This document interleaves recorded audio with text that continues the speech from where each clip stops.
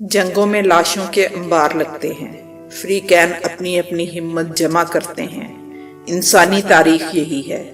جدید جنگی تاریخ، رجحانات اور سائنسی انداز نے اگرچہ کے طریقہ واردات بدل دیا، مگر تباہی کا انداز بالکل وہی ہے۔ کس قدر المناک بات ہے کہ امن کے لیے جنگ کا سہارا لیا جائے۔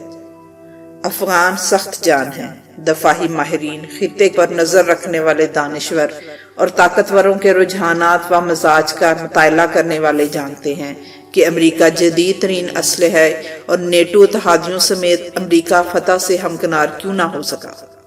سوال یہ ہے کہ اپنی تمام تر جدید ٹیکنالوجی کے باوجود امریکہ 17 برس سے افغانستان کے خشک پہاڑوں میں ٹھوکریں کیوں کھا رہا ہے۔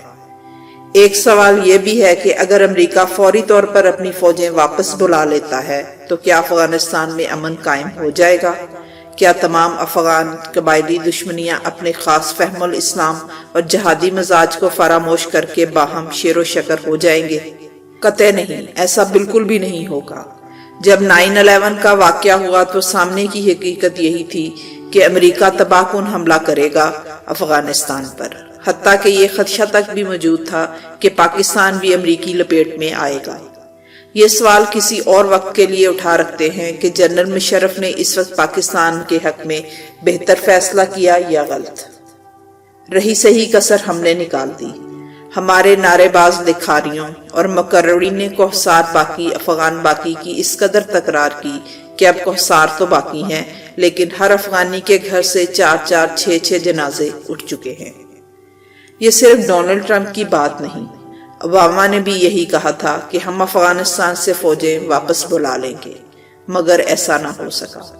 ہاں، شاید امریکی تھنک ٹینک ان فوجیوں کو واپس بلاتے ہوں جو 2-4 سال افغانستان میں جنگی پریکٹس سے تھک چکے ہوں، اور ان کی جگہ نئے دستے رات کی تاریکی میں اتار دیے جاتے ہوں۔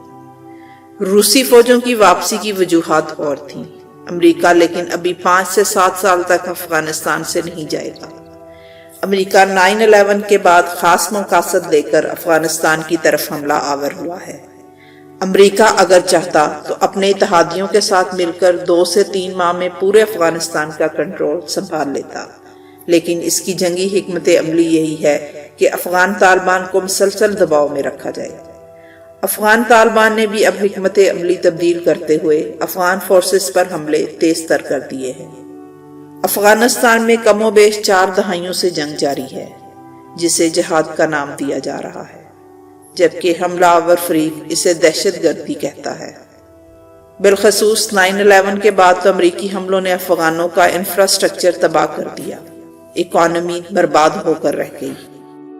امریکہ نفسیاتی دباؤ کا شکار ہو کر نیم پاگل ہو چکا ہے۔ قطر میں طالبان کا دفتر کھلتا اور بند ہوتا رہتا ہے۔ ایک بار تو اس وجہ سے بند کر دیا گیا کہ طالبان قطر میں قائم مذاکراتی دفتر پر اپنا جھنڈا لگانا چاہتے تھے۔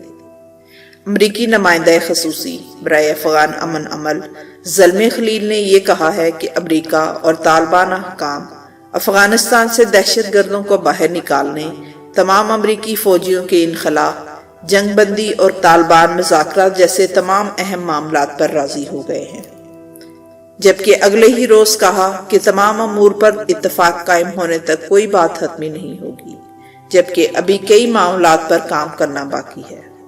دوسری جانب افغان صدر اشرف غنی نے کہا ہے کہ طالبان کو افغان حکومت کے ساتھ سنجیدہ مذاکرات کرنے چاہیے، لیکن طالبان کا موقف یہ ہے کہ افغان حکومت کٹ پتلی ہے، اس لیے اس حکومت سے مذاکرات نہیں ہوں گے۔ پھر ہوگا کیا؟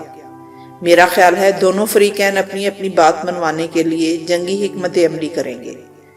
افغان طالبان غیر ملکی فوجیوں اور افغان فورسز پر حملوں کو تیز کریں گے، جبکہ نیٹو اور امریکی فوجی فضائیہ کی مدد سے ٹارگٹ کو نشانہ بنائیں گے۔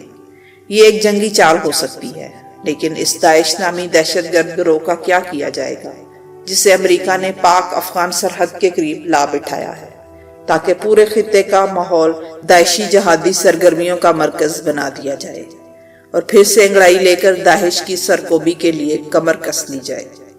عرض ہے کہ پاکستان، روس، چین اور ایران مل کر نہ صرف داعش کو یہاں سے نکال سکتے ہیں بلکہ خطے میں مزید جنگی خطرات کو بھی کم کر سکتے ہیں۔ ہاں، قطر میں ہونے والے مذاکرات ابھی سفارتی پیچیدگیوں کے کئی پیچ و خم دیکھیں گے۔ افغانستان امن سے ابھی بہت دور ہے اور اس کی جنگی حکمت سے خطہ بھی، لیکن حکمت اور منصوبہ بندی سے کم از کم پاکستان اب دہشت گرد گروہوں کو پاکستان کی سرحدوں میں متحرک نہیں ہونے دے گا۔